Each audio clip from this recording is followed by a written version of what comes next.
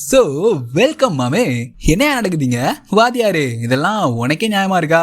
ஒரு பக்கம் இந்த சூப்பர்மேன் மூவி வந்துட்டு எல்லாம் அந்த பக்கம் சாயிரானுங்கன்னு இவ்வளவு நாள் வாயவே திறக்காது நீ என்னையா அப்டேட் மலையா அள்ளி கூட்டி இருக்க? கெவின் பேகே வாத்தியாரு, சத்தியமா நீ இப்படி பண்ணுவேன்னு எதிர்பார்க்கவே இல்லையா?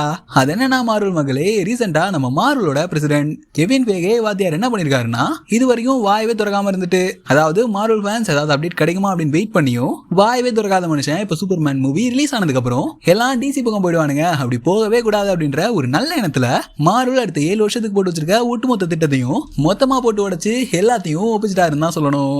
இவரை அப்டேட் கொடுத்தா நாங்க எங்க இன்சைடரோட லீக்ஸ் அன்அஃபிஷியலா கிடைக்கிற லீக்ஸை பத்தி பேச போறோம். இப்படி அப்டேட்டா அடிக்கடி கொடுத்தா அது நமக்கு தானே நல்லது, ரைட்டுங்க? இப்ப இந்த மார்வலோட பிரசிடென்ட் கெவின் பேகே இப்ப ரீசெண்டா கொடுத்த இந்த ஒரு இன்டர்வியூல என்னென்ன விஷயங்கள் சொல்லியிருக்காரு, மார்வல் அடுத்த 7 வருஷத்துக்கு என்னென்ன திட்டங்கள்லாம் போட்டு வச்சிருக்கான், இந்த மார்வலோட அடுத்த 7 வருஷ ப்ராஜெக்ட்ஸ்ல அவங்களுக்கு என்னெல்லாம் தடையா இருக்க போகுது, என்னென்ன மாதிரியான சிக்கல்ஸ் எல்லாம் இந்த மூவிஸ்க்கு வரப்போகுது, அப்படி இப்படின்னு நம்ம வாத்தியார் ஒப்பிச்ச எல்லா விஷயத்தையுமே இந்த ஒரு வீடியோல தெளிவா பார்க்க போறோம். சோ அதுக்கு முன்னாடி இந்த மாதிரி இன்ட்ரெஸ்டிங்கான மார்வல் கண்டென்ட்ஸ்க்கு இந்த வீடியோவை மறக்காம லைக் பண்ணிட்டு இந்த மாதிரி இன்ட்ரெஸ்டிங்கான வீடியோஸ்க்கு நம்ம மார்வல் பேரா சேனலை சப்ஸ்கிரைப் பண்ணிக்கோங்க.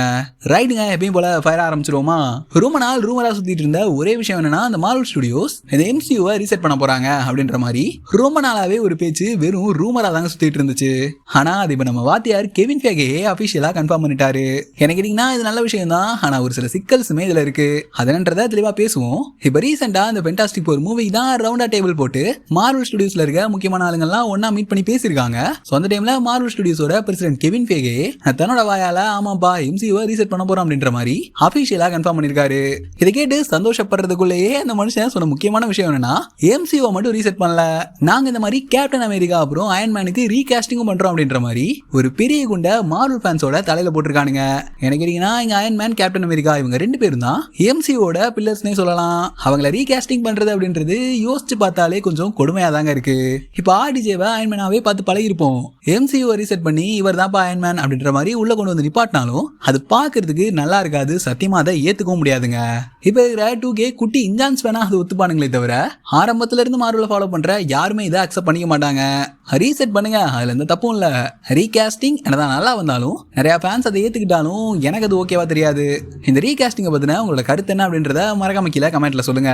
இதுக்கப்புறம் நம்ம அடுத்து பார்க்க போற மார்வலோட அப்கமிங் 7 இயர்ஸ் ப்ராஜெக்ட்ஸ் இதெல்லாம் லீக்ஸ் எல்லாம் கிடையாது, உண்மையாவே கெவின் பேகே வாயை தொடர்ந்து சொன்ன விஷயங்கள். சோ இதெல்லாம் கண்டிப்பா நடக்கும், அது எல்லாத்தையும் தெளிவா பிரேக் டவுன் பண்ண ஆரம்பிச்சிருவோமா? நம்ம வாத்தியார் கெவின் பேகே இந்த ரீகாஸ்ட் ரீசெட்னு சொன்ன வார்த்தைகளை தவிர்த்து இனிமே நாங்க ஃபியூச்சர் எம்சியூ மூவிஸ்ல தான் ஃபோக்கஸ் பண்ண போறோம். இந்த டிவி சீரிஸ் எல்லாம் கொஞ்சம் ஓரம் கட்டிட்டு எங்களோட ஃபுல் ஃபோக்கஸும் எம்சியூ சைட்ல இருந்து தரமான மூவிஸை இறக்குறதுல மட்டும் தான் இருக்கும் அப்படின்ற மாதிரி கெவின் பேகே தெளிவா சொல்லியிருக்காரு. இது சொன்னது மட்டும் இல்லாம ஏன்னா நீங்க ராபர்ட் டவுனி ஜூனியர் தான் டோனி ஸ்டார்க்கா வந்தா ஏத்துப்பீங்களா? இப்ப டிசில சூப்பர்மேனை ரீசெட் பண்ணிருக்காங்க, அதே நிறைய ஃபேன்ஸ் அக்செப்ட் பண்ணிட்டாங்க. சோ அந்த மாதிரி நாங்க ரீசெட் பண்ணா நீங்களும் அக்செப்ட் பண்ணிப்பீங்க, அது எங்களுக்கு தெரியும் அப்படின்ற மாதிரியும் சொல்லியிருக்காரு. இதுக்கப்புறம் அடுத்து மார்வல் கொண்டு வர போற சாகானா அது கண்டிப்பா மியூட்டன் சாகா தான். இந்த மியூட்டன் சாகாலேயே ஏக்கச்சக்கமான எக்ஸ்பென்ஸை உள்ள கொண்டு வந்துருவானுங்களாம். இந்த எக்ஸ்மேன் யூனிவர்ஸ்ல இருந்து தான் ஒரு நியூ டோனி ஸ்டார்க் வர போறாரு. எக்ஸ்மேன்ஸ் கூட சேர்ந்து ஒரு டோனி ஸ்டார்க் நம்ம பார்க்க போறோம், அதாவது எக்ஸ்மேன் கூட இருக்கிற ஒரு அயன்மேன். சரியா 2027ல அவெஞ்சர்ஸ் சீக்ரெட் வார்ஸ் ரிலீஸ் ஆனதுக்கு அப்புறம் ஃபர்ஸ்ட் மூவியா எக்ஸ்மேன் மூவி தான் வரப்போகுது. இந்த மூவிக்கு சூப்பர் பவர்டு மியூட்டன்ஸா நிறைய பேரை ரீகாஸ்ட் பண்ண போறாங்க. இந்த மூவியை யார் டைரக்ட் பண்ண போறதுன்னா தண்டர்போல்ட்ஸோட டைரக்டர் ஜாக் ஸ்கேரியர் தான் இந்த மூவியும் டைரக்ட் பண்ண போறாரு. ஒரு 2 வீக்ஸ் முன்னாடி போட்ட வீடியோலயே தெளிவா கெஸ் பண்ணி சொல்லியிருப்பேன், அவெஞ்சர்ஸ் சீக்ரெட் வார்ஸ்க்கு அப்புறம் கண்டிப்பா ஒரு எக்ஸ்மேன் மூவி தான் வரப்போகுது அப்படின்ற மாதிரி நான் ஏதோ கேஸ்ல தான் சொன்னேன். சோ அது இப்போ கன்ஃபார்ம் ஆயிடுச்சு. இப்போதைக்கு மார்வல் என்ன திட்டம் வச்சிருக்கானுங்கன்னா, இந்த அவெஞ்சர்ஸ் சீக்ரெட் வார்ஸ் மூவில நம்ம 2000ல இருந்து 2010 வரைக்கும் பார்த்த அந்த எக்ஸ்மேன்ஸை அப்படியே திரும்பவும் இந்த அவெஞ்சர்ஸ் சீக்ரெட் வார்ஸ் மூவிக்குள்ள கொண்டு வர போறாங்க. ஆனா அவெஞ்சர்ஸ் சீக்ரெட் வார்ஸ்க்கு அப்புறம் வர போற அந்த எக்ஸ்மேன் மூவில ஃபுல்லாவே எக்ஸ்மேன்ஸ் அதாவது மியூட்டன்ஸை ரீகாஸ்ட் பண்ண போறாங்க. இதுவுமே இந்த மாதிரி 2015ல வெளிய வந்த சீக்ரெட் வார்ஸ் காமிக்ஸை பேஸ் பண்ணி தான் இந்த ஒரு எக்ஸ்மேன் மூவியும் இருக்க போகுது. அந்த காமிக்ல என்ன நடந்திருக்குன்னு பாத்தீங்கன்னா, மல்டிபிள் டைம் லைன்ஸ் அப்படியே ஒட்டுமொத்தமா கொலாப்ஸ் ஆயிட்டு திரும்பவும் இந்த மாதிரி ரீகன்வர்ஜிங் ஆயிருக்கும். அது கெவின் பேகே இந்த ஒரு விஷயத்தை அழுத்தமா சொல்லியிருக்காருன்னா, அவெஞ்சர்ஸ் எண்ட் கேம்ல நம்ம பார்த்த எண்டிங் மாதிரி இது ஒரு முடிவா இருக்காது. அவெஞ்சர்ஸ் சீக்ரெட் வார்ஸோட எண்டிங் தான் ஒட்டுமொத்த மார்வல் ப்ராஜெக்ட்ஸுக்குமே விதை போட போது அடித்தளமா அமைய போகுது அப்படின்ற மாதிரி கெவின் பேகே அபிஷியலா கன்ஃபார்ம் பண்ணிருக்காரு. இதுல இருந்து ஒண்ணு மட்டும் கன்ஃபார்மா தெரியுதுங்க, மார்வல் ஏதோ பெரிய பிளான் வச்சிருக்கான். சீக்ரெட் வார்ஸ்க்கு அப்புறம் தான் எம்சியூவை ரீசெட் பண்ண போறாங்க. சோ சீக்ரெட் வார்ஸ்ல என்ன நடக்க போகுதுன்னா, பேட்டில் வேர்ல்ட நம்ம டாக்டர் டூம் கிரியேட் பண்ணிட்டு அந்த டைம் ஒட்டுமொத்த மல்டிவர்ஸ்மே கொலாப்ஸ் ஆயிடும். சோ இதுக்கப்புறம் அவெஞ்சர்ஸ் எக்ஸ்மென்ஸ் எல்லாம் ஒண்ணா சேர்ந்து டாக்டர் டூமை டிஃபீட் பண்ணிட்டு பிராங்க்லின் ரிச்சர்ஸ் மூலமா இப்படி மல்டிவர்ஸை திரும்பவும் கொண்டு வராங்க. எப்படி மல்டிவர்ஸை ரீஸ்டோர் பண்ண போறாங்க அப்படின்ற அப்படின்ற மாதிரியான ஒரு கதையா தான் சீக்ரெட் வார்ஸ் இருக்க போகுது அப்படின்றத நான் சொல்லுங்க. நிறைய ரூமர்ஸ் லீக்ஸ் எல்லாம் இதான் சொல்லிட்டு இருக்கு. அதுக்கே இந்த மாதிரியே ஃபென்டாஸ்டிக் ஃபோர் மூவில பிராங்க்லின் ரிச்சர்ட்ஸை உள்ள கொண்டு வந்துட்டானுங்க. ஸோ நான் எதிர்பார்க்கறதும் ஃபேன்ஸ் எல்லாம் சொல்றதும் சீக்ரெட் வார்ஸோட கதை கண்டிப்பா இப்படி நான் சொன்ன மாதிரி தான் இருக்கணும். அதே மாதிரி கெவின் ஃபேகே நாங்க ஒன்றும் எம்சியூவை ரீபூட்லாம் பண்ண போறது கிடையாது. ரீபூட்னு சொன்னதும் நிறைய மார்வல் ஃபேன்ஸ் பயப்படுவீங்க. ஸோ எனக்குமே அப்படிதான் இருக்கு. இது இந்த மாதிரி ரீபூட்லாம் கிடையாது, ஒரு மாதிரியான ரீசெட் அப்படின்னு தான் கெவின் ஃபேகே அழுத்தமா குறிப்பிட்டு சொல்லியிருக்காரு. ஏன்னா ரீபூட்னா ஒட்டுமொத்தமா எல்லாத்தையும் சேஞ்ச் பண்ற மாதிரி இருக்கும். ரீசெட்னா ஒரு சில கேரக்டர்ஸ் மட்டும் சேஞ்ச் பண்ணா போதும்ல. ஸோ அதை மீன் பண்ணி தான் கெவின் ஃபேகே இப்படி சொல்லியிருப்பாருன்னு நான் நினைக்கிறேன். எம்சியூ ரீசெட் ஆனதுக்கு அப்புறம் நம்ம ஃபர்ஸ்டா பார்க்க போற மூவினா அது கண்டிப்பா எக்ஸ்மேன் மூவியா தான் இருக்க போகுது. இந்த மூவி February 18, 2028 ரிலீஸ் ஆகும் அப்படின்ற மாதிரி ஒரு சின்ன கேஸ் இருக்கு. பட் இது அக்யூரேட்லாம் கிடையாதுங்க. இந்த டேட் கன்ஃபார்மா இருந்துச்சுன்னா இந்த மூவி ரிலீஸ் ஆயிட்டு ஒரு 2 மாசம் கழிச்சே இந்த ஒரு எக்ஸ்மேன் மூவியை இறக்குற மாதிரி கெவின் ஃபேகே பிளான் போட்டுருக்கணும். அது மட்டும் இல்லாம இந்த எக்ஸ்மேன் மூவில நம்ம பார்க்க போற கேரக்டர்ஸ் எல்லாமே பயங்கர யங்கான எக்ஸ்மேன் கேரக்டர்ஸ். அதாவது பயங்கர யங்கான அட் த சேம் டைம் பயங்கர பவர்ஃபுல்லான மியூட்டன்ஸ் தான் நம்ம கெவின் ஃபேகே இந்த ஒரு எக்ஸ்மேன் மூவில இறக்க போறாரு. ஸோ அதை நம்ம வாத்தியாரே கன்ஃபார்ம் பண்ணிட்டாரு. ஆனா அந்த எக்ஸ்மேன் மூவியே எக்ஸேவியர் ஸ்கூல்ல நிறைய யங்கான மியூட்டன்ஸ் உள்ள கொண்டு வந்து அப்படிதான் அந்த கதை ஆரம்பிக்கும் அப்படின்ற மாதிரி ஒரு சின்ன ரூமர் இருக்கு. ஸோ இப்படிதான் காமிக்லயே நடந்திருக்கும். ஒரு ஃப்ரெஷ்ஷான மூவியை ஒரு ஃப்ரெஷ்ஷான ரீசெட்ல கொடுக்கறனால ஸ்டார்டிங்ல இருந்தே ஆரம்பிக்கலாம் அப்படின்ற மாதிரி கூட கெவின் ஃபேகே பிளான் போட்டு வச்சிருக்கலாம். ஆனா இங்க நம்ம வாத்தியார் எல்லாரும் பதற விட்ட ஒரு முக்கியமான விஷயம் என்னன்னா டோனி ஸ்டார்க்கு அப்புறம் ஸ்டீவ் ராஜர்ஸ் மாதிரியான மோஸ்ட் ஐகானிக் ரோல்ஸ் அந்த கேரக்டர்ஸ்க்கு மார்வெல் நியூவான புதுமுகங்களை ரீகாஸ்ட் பண்ண போறானுங்க.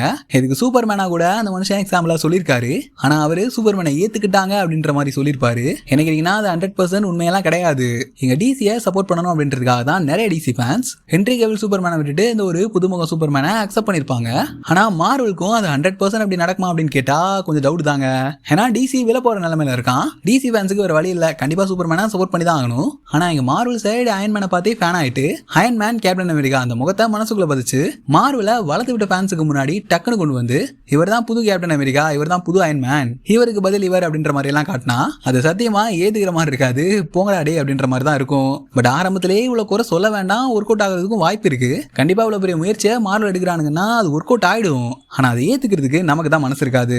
அதே மாதிரி இங்க கெவின் ஃபேகே சொன்ன முக்கியமான விஷயம் என்னன்னா fantastic four first steps movie தான் ஃபேஸ் 6 கிக் ஆஃப் பண்ண போகுது. ஃபேஸ் 6 இந்த மாதிரி அவெஞ்சர்ஸ் சீக்ரெட் வார்ஸோட முடிவுக்கு வந்துரும். ஆனா இப்போதைக்கு எங்களோட ஃபோக்கஸ் ஃபுல்லாவே ஃபேஸ் 7க்கான வேலைப்பாடுகள் தான் கடுமையா நடந்துட்டு இருக்கு.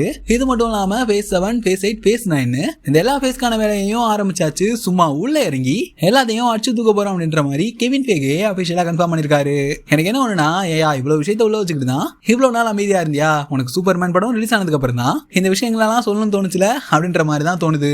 இதுல ஏதாவது ஒரு சின்ன அப்டேட் கூட கொடுத்துருந்துருக்கலாம். ஆனா மொத்தமா ஒரே இன்டர்வியூல மனுஷன் எல்லாத்தையும் வச்சு இறக்கி தள்ளிட்டாருங்க. அது மட்டும் இல்லாம இந்த ஃபேஸ் 7ல இருந்து ஃபேஸ் 8 வரைக்கும் இந்த ஃபேஸஸை பயங்கரமா எக்ஸ்பேண்ட் பண்ண போறாங்க. இதுக்கு முன்னாடி நம்ம பார்த்த எம்சியூல இருக்க கேரக்டர்ஸோட எக்கச்சக்கமான கேரக்டர்ஸ் உள்ள கொண்டு வந்து இந்த எல்லா ஃபேஸையும் பயங்கரமா எக்ஸ்பேண்ட் பண்ண போறோம்னு கெவின் ஃபேகே சொல்லியிருக்காரு. இது கூடவே ஃபேஸ் 4 அப்புறம் ஃபேஸ் 5ல பிளான் பண்ண சில ப்ராஜெக்ட்ஸும் இந்த ஃபேஸ்ல வர்றதுக்கான வாய்ப்பு இருக்குன்னு அவர் சொல்லியிருக்காரு. அது என்னென்ன ப்ராஜெக்ட்ஸ் அப்படின்றத தெளிவா இன்னொரு வீடியோல பார்க்கலாம். ஏன்னா இதுல பேசினா வீடியோ பயங்கர லென்த்தா போயிடும். ஆனா எனக்கு தெரிஞ்சு இப்ப நம்ம பார்த்த எம்சியூ விட ஃபியூச்சர்ல அதாவது ஃபேஸ் 7ல இருந்து ஃபேஸ் 9 வரைக்கும் எக்கச்சக்கமான ப்ராஜெக்ட்ஸ் வரப்போகுது. எம்சியூவே பயங்கர எக்ஸ்பேண்ட் ஆக போகுது.